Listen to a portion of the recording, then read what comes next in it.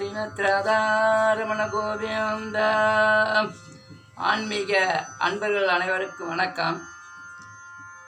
திருமங்கையாழ்வார் பெரிய திருமொழியில் அருளி செய்த திருவதரி என்னும் சொல்லும்படியான 7 பாசுரங்களுக்கு பொருள் பார்த்தோம். இன்று 8வது பாசுரத்தினுடைய பொருள் பார்ப்போம். ஈசி போமிங்கு இருமியேலை தீருள்ளம் ஈசி போமிங்கு இருமியேலை தீருள்ளம் கூசியிட்டீர் என்று பேசும் குவளையும் கண்ணீயர்வாள் கூசியிட்டீர் என்று பேசும் குவளையம் கண்ணீயர்வாள் நாசமான பாசம் விட்டு நன்னெறி நோக்கலூரில் நாசமான பாசம் விட்டு நல்லெறி நோக்கலூரில் வாசமல்கும் தந்துழாயான் வதறிவனங்குதுமே வாசமல்கும் தந்துழாயான் வதறிவனங்குதுமே வாசமல்கும் தந்துழாயான் வதறிவனங்குதுமே.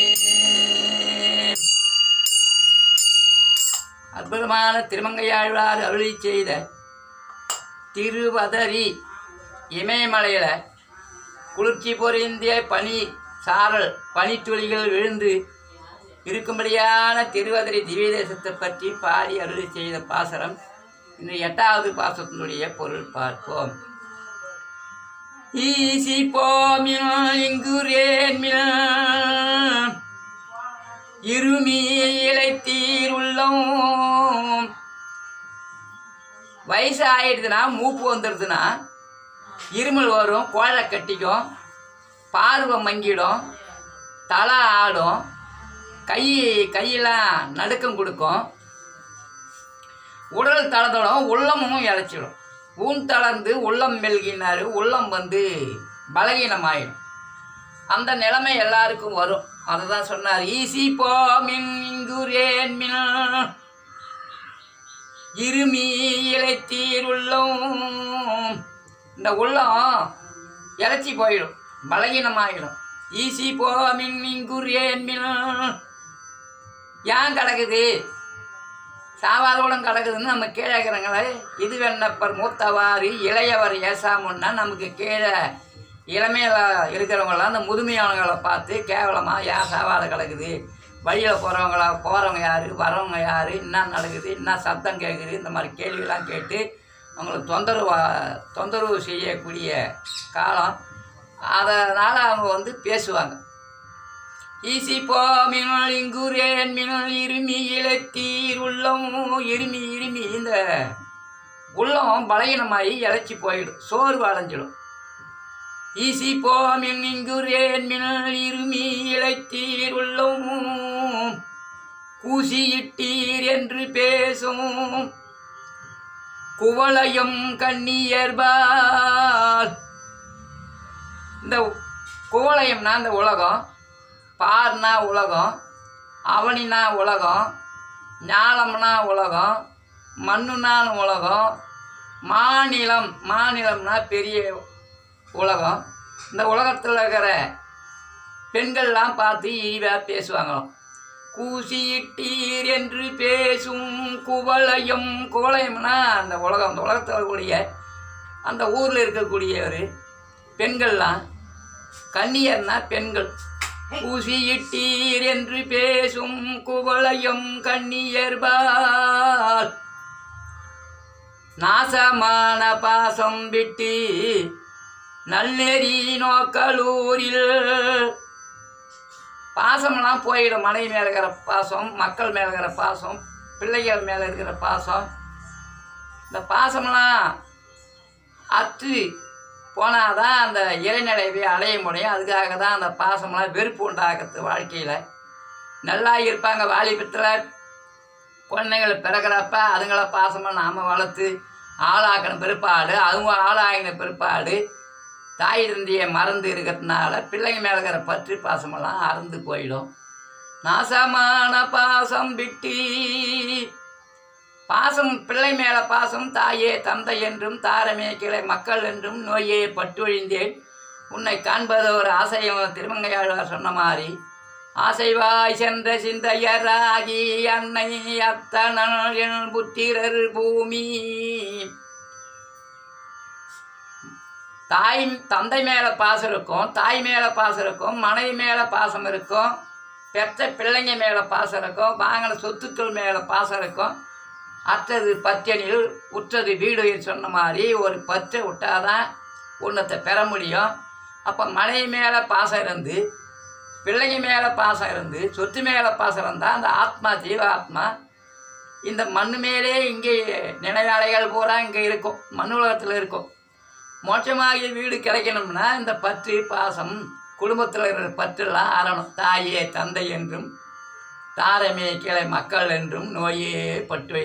இந்த வாழ்க்கை இல்லற வாழ்க்கை ஒரு நோய் மாதிரி. இந்த நோயிலே நான் கிடந்துட்டேன். உன்னை காண்பதோர் ஆசையினால் உன்னை பார்க்கணும்னு ஆசை இருக்குது.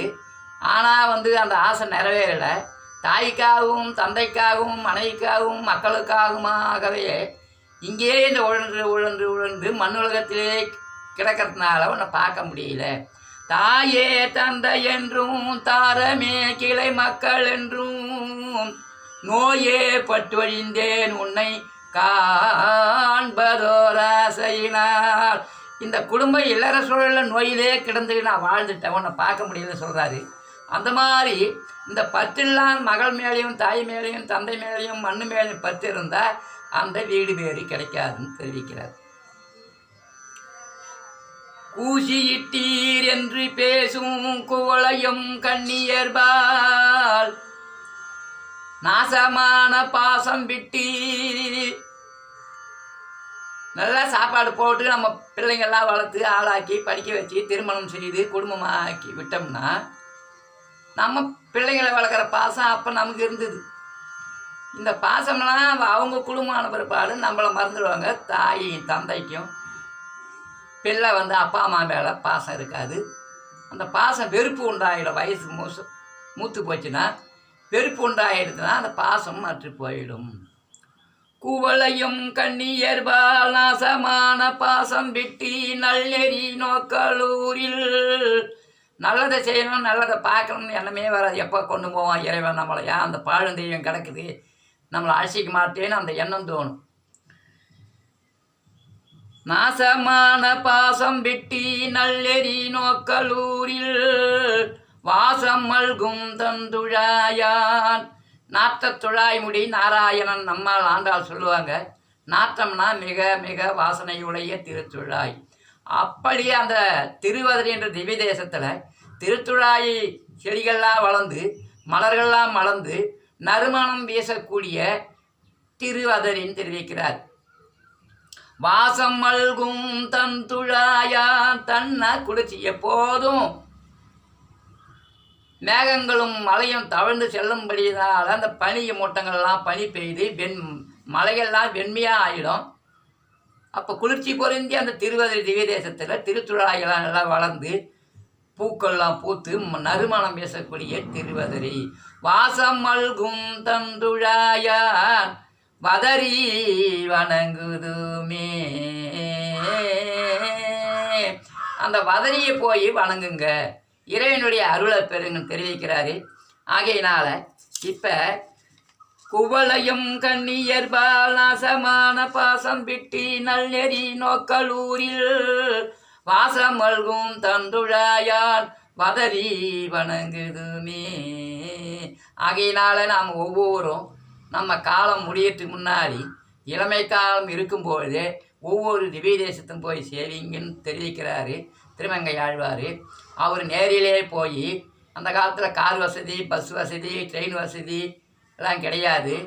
நடப்பாதை, காட்டு வழியில் ஆடலமாக என்று சொல்லும்படியான குதிரை மேலே ஏறி ஒவ்வொரு திவ்ய தேசமாக சென்று அங்கே போய் இருக்கக்கூடிய அந்த இயற்கை வளங்களையும் எம்பெருமானுடைய கல்யாண குணங்களையும் அருமையான தூய தமிழ் பாசுரங்கள் வழியாக பாடி அருளி செய்த பாசுரம். இந்த பாசுரத்தை யார் 4000 திவ்ய பிரபந்தத்தில் படிக்கிறாங்களோ அப்படி படிச்சுட்டு நாம் அந்தந்த பேர்லேயே அந்தந்த ஊர் என்ற அளவும் இருக்குது. 108 திவ்ய தேசமும் ஆழ்வார் காலத்தில் என்ன பாசுரங்களில் எந்த பெயரோட பாடி வச்சாரோ அந்த பெயரோடு இன்றளவும் 5000 ஆண்டுகளுக்கும் பிற்பாலும் அதே பேரில் அதே ஊரில் அதே பெருமாள் அங்கே நடைமுறையில் இருக்குது. இதெல்லாம் நாம் படிக்கும்போது நாம் போய் இன்னைக்கு வரைக்கும் அந்த பேரில் அந்த ஊர் இருக்குதா ஒரு கேள்விக்குறி. அதை போய் பார்க்கணும், அந்த எண்ணம் வரணும். நாங்கள்லாம் பாண்டிய நாடு, சோழ நாடு, சேர நாடு, திருவதரி, அயோத்தி, மதுரா, ரிஷிகேஷ் இதெல்லாம் போய் சேவிச்சுட்டு வந்துட்டோம். 102 திவ்யதேசம் பார்த்துட்டோம். இன்னும் 4 திவ்யதேசம் தான் பார்க்காம குறையா இருக்குது.